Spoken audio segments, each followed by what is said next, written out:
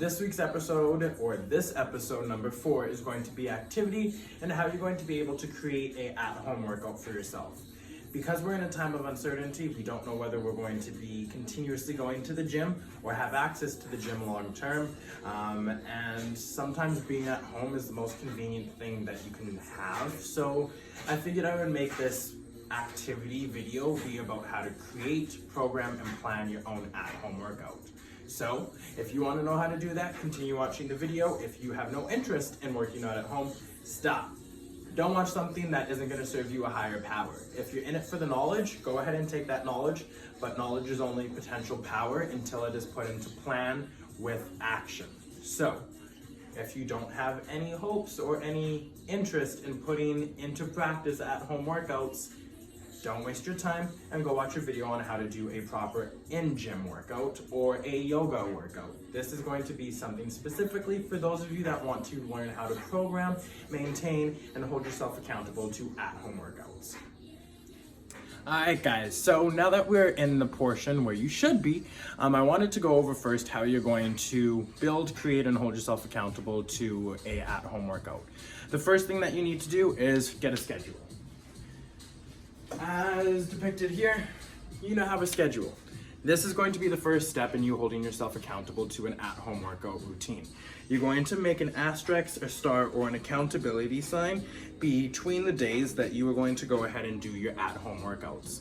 Then from there, you're going to go ahead and purposely plan what time you're going to do these workouts, whether it's 7 in the morning, 7 at night, lunch times, whenever works best for you. You need to make sure that you're doing this workout at a time that serves your higher power, being when you're the most energetic, when you feel the most driven, and when you feel like the workout is going to benefit you the most. Don't be trying to tell yourself, ooh, I'm just gonna do it 4 times a week and then leave it there. Not good. That is not being accountable to yourself. Putting it down on paper is how you're going to hold yourself accountable. So plan for it, otherwise known as #plan for your own success. The next portion in getting an at-home workout and routine is to understand your options and your choices. I'm going to do a higher intensity interval training session, so that's going to be 3 different exercises on repeat for 15 minutes with a warm-up and a cool down for your at-home workout. Some people have no idea what I just said, and other people are like, great, awesome, Shawn, I know what I'm getting into. So if you don't know what a high intensity workout is, pay attention, you'll be good to go, or you can go and Google and figure out what it is. If you Google and you instantly realize you are not interested in a high intensity interval workout, go ahead and Google yoga power flows or any other type of home workout. Just try different things. You have to find something that works for you, and if it doesn't feel comfortable, that's okay.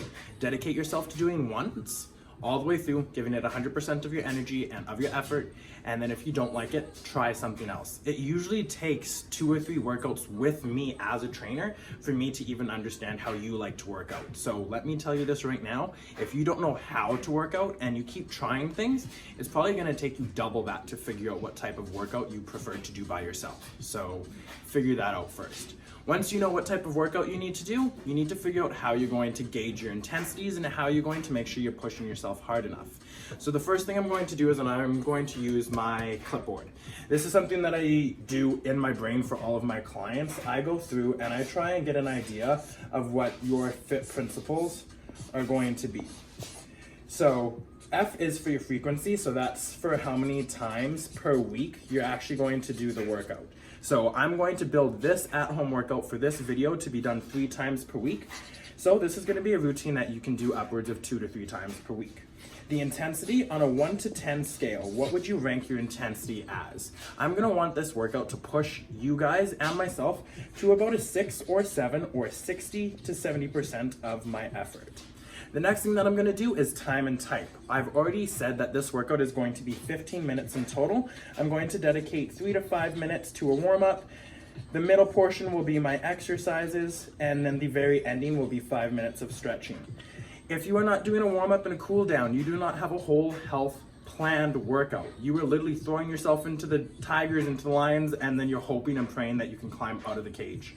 Do a warm-up and do a cool down, and it better include some type of stretching. And that was really sassy, but we're gonna take it. And the very last one is going to be type. So we know that this type of workout is going to be a HIIT workout. So high intensity interval training. So you're gonna work for a little bit, rest for a little bit, work for a little bit, rest for a little bit. So once you have figured out your frequency, your intensity, your time, and your type, you now have to choose 3 exercises that you want to do through this entire workout. Now, I already know the 3 workouts or the 3 exercises that I'm going to plan for, and the first one is going to be jumping jacks.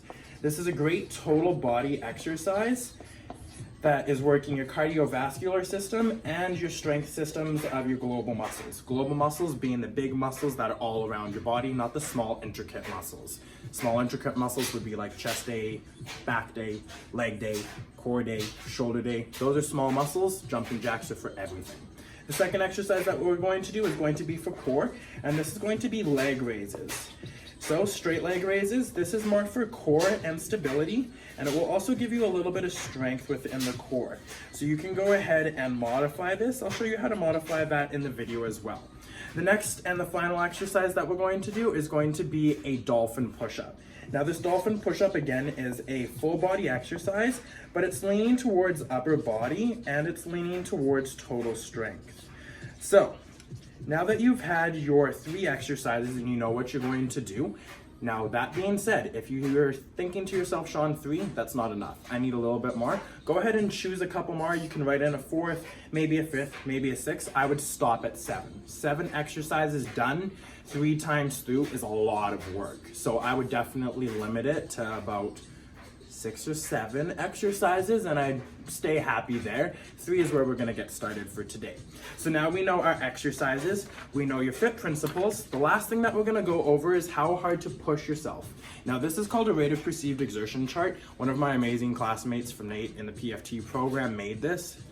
Paul Wallace, you were freaking an all-star. All of my people love this. So if your exertion level was a 6, you would be no exertion at all. If your exertion level was a 20, you would be maximal exertion. I'm dead farewell. So when you do your workouts, you usually, and in general speaking terms, want to be pushing yourself to about a 13 or somewhat hard. If you were to read the verbiage, this is saying I'm just above comfortable, I'm sweating more, and can still talk easily. That's where you're going to see steady progressive overload, where your body isn't going to get too sore, over injured, or not be stimulated enough. So 13 on an RPE chart is what you're going to be looking for. Now, I'm trying to be a lot better on this episode with my time management, and I think I've hit it on the nose. So we have just about 7 minutes to go ahead and do this workout. So I'm only gonna do it once through with you guys so that you guys can see the technique, the form, and the execution. And then you guys can either replay the video for the 2nd time and replay it for the 3rd time. You can do it the single time and give yourself a pat on the back for doing something today, or you can just pause when you're done the 1st set through and then do it 2 more times, because you know your exercises are jumping jacks, leg raises, and then your dolphin push-up. So with that being said, we're gonna go ahead and do a little bit of a warm-up first. First thing we're gonna do for our warm-up is gonna be shoulder rolls. So you're gonna go ahead and bring those shoulders all the way back behind you, taking them through a full circular motion. You really wanna make sure that you're taking that shoulder forward, up, and back behind you. Then you're gonna bring that elbow into it and really get flowing through there.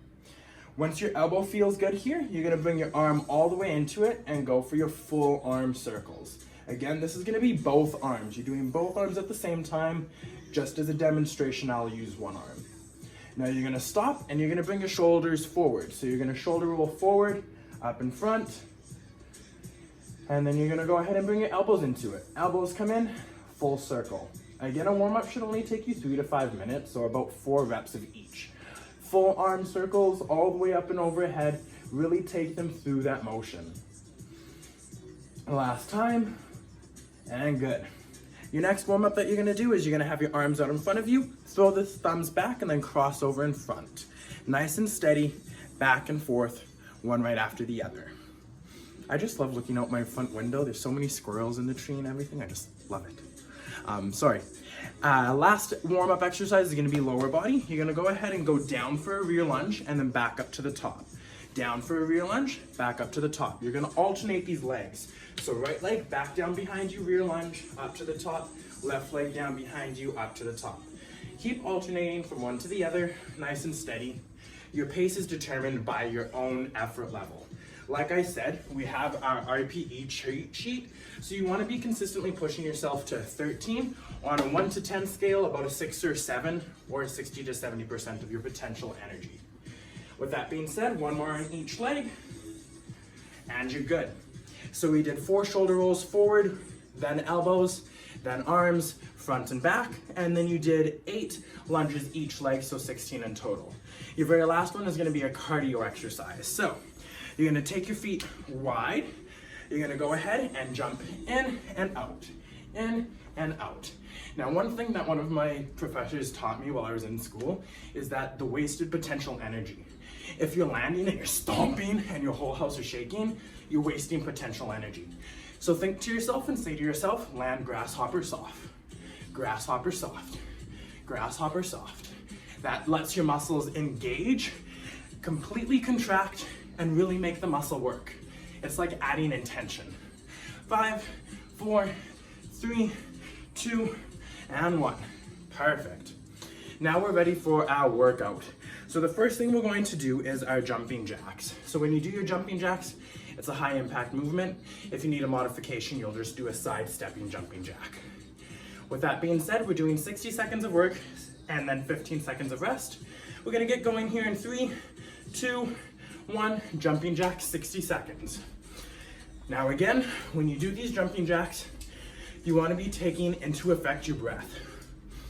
Inhaling and exhaling with nice, slow, full, expression-filled breaths. If you're taking short, shallow breaths, that's gonna make you feel very dizzy in about 10 seconds. So if you can still talk like I am and do this exercise, that means you have control of your breath and you're doing exactly as you should be. Again, find that inhale and that exhale. We got less than 10 seconds left. Keep going, nice and steady. If you're modified, doing a side step. 3, 2, 1, and good. 15 seconds of rest.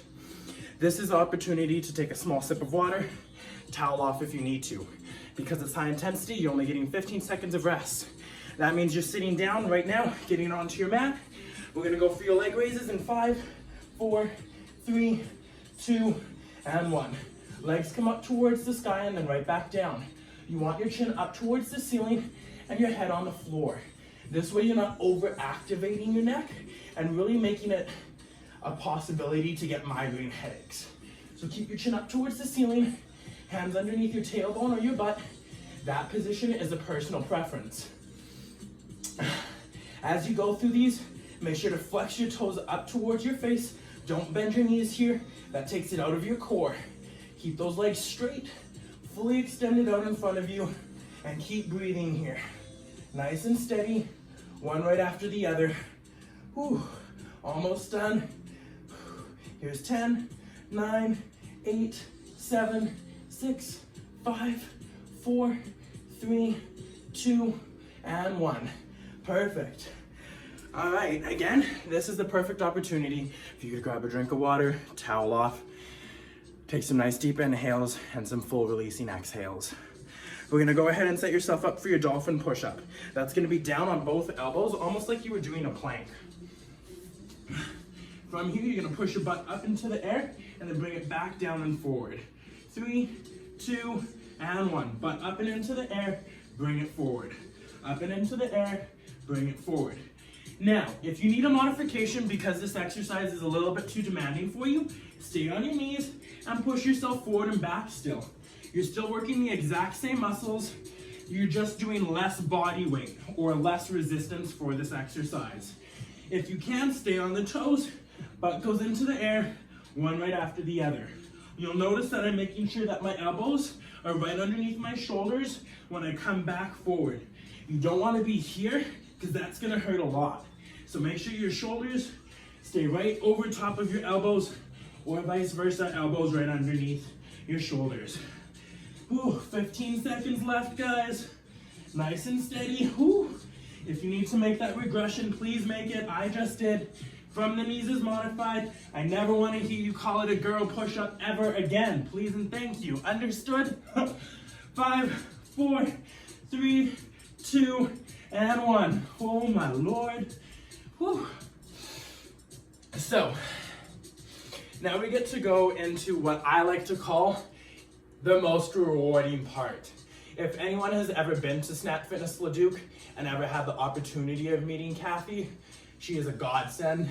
She has incredible yoga flows, and her stretching and her guidance, her voice, everything is perfection. So if you aren't following her on Instagram, please go give her a follow. There's her username down there. And let's go ahead and take a look at some of our stretches. So first thing when you go into your stretching, always make sure that you have control of your breath. You want to make sure that you can take a full inhale. Use your ribs, expand your ribs, fill that balloon or that diaphragm with that air all the way to the bottom. And then exhale, feel the balloon fully contract, feel your ribs close in and shrink. Inhale and exhale. After your third breath, you're gonna inhale, your hands up and overhead, exhale. Inhale, hands up and overhead, pull your shoulders back, exhale, forward fold.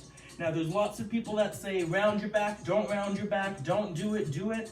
I'm gonna say do whatever feels better for you. The fact that you're doing some stretching is better than you doing no stretching. So please just fold forward into that stretch. If you can't reach your toes, start for your shins, but as you get more and more flexible, you'll be able to reach new potential heights. So that's growth, so take it. Every time that you do a static stretch, you want to hold it for at least 30 seconds. I'm going to come up to the camera. I want you to still be down on your mat holding that stretch for me. When you do a stretch, there's a couple of things that are happening. You're taking the muscle fibers that are right now contracted, you're telling them to release. So you're gonna let them have a little bit of wiggle room. Now this wiggle room is where the new blood flow will come into to remove the waste product, being the lactic acid, and then that will allow your muscles to fully release each other. But the stretch still hasn't started till about 20-ish seconds. That's where your muscles actually start to lengthen, and that's the stretching cycle that we're looking for. So if you're not holding a stretch for at least 30 seconds, it's just gonna go right back together and it's gonna become a knot, and then you're gonna have really bad DOMS or delayed onset muscle soreness.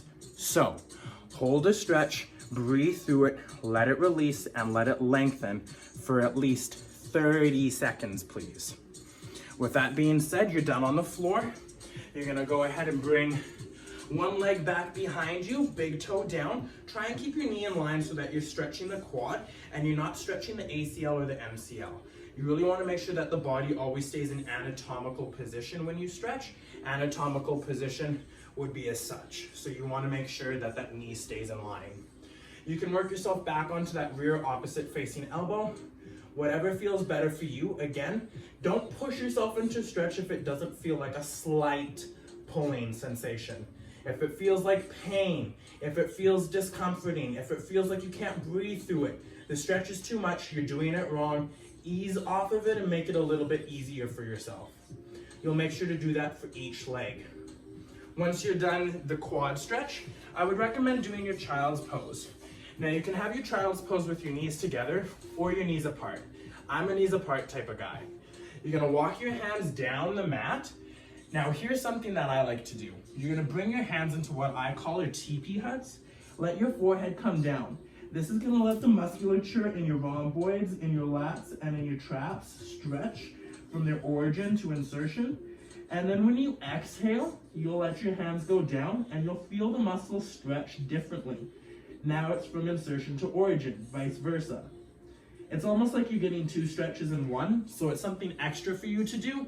If that didn't feel good, just go straight into your flat hands. Now again, you'll hold this stretch for 30 seconds minimum. 60 seconds is ideal for all static stretching. So if you have the mental space and the awareness to only do a 30-second stretch, only do 30 seconds. But if you can, 60 seconds is ideal. And very last stretch, you can do standing or kneeling. You're gonna take one hand up and over the head, other one for the elbow and into your side bend. You wanna make sure that you're not folding forward and closing the heart off. You wanna let that heart shine forward and bring your energy into the universe. Now you can either sit here or you can bring it up a step and kick that foot out to the side and into a full side bend. This will really go into that hip flexor, the IT band, the ribs and the lats up against the side. Again, you'll repeat that exact same stretch on the other side, either doing the limited motion or the full extended motion. When you're done, make sure to set everything back up together and then give yourself a moment of thankfulness, praise, and gratitude for the workout that you just did. A lot of people do workouts, but they never thank themselves for it. If your body is healthy and it's happy and it completed a workout for you, you have everything in the world to be grateful for. A healthy body is what everyone needs, and if you don't have that, you need to readjust your mental frame thought, because you need a healthy body. A healthy body is what will carry your spirit to the end of its lifetime through whatever career, whatever shit your friends throw at it, whatever drama comes through your life. Your body is your only home. So I would highly recommend taking a holistic, whole picture sense as to what your body does for you. And one of those steps is being grateful for it. So I'm gonna check what my time's at. Oh shit, we're at 20 minutes. So real quick recap. Jumping jacks, leg raises, and dolphin push-ups. Your FITT principles, frequency, intensity, time, and type. Make sure that you're doing a at-home workout that works for you. So if this was not your style, don't worry about it. Go and find a yoga video or a power flow video and find something that works for you. With that being said, that was this week's number 4th episode for ShawnRTraining on activity. Next week, we're gonna do another meal prep, and then we're also going to do another activity, but I'll wait and surprise you guys with that. With that being said, thank you very much for watching. Much love, and I'll catch you guys next time.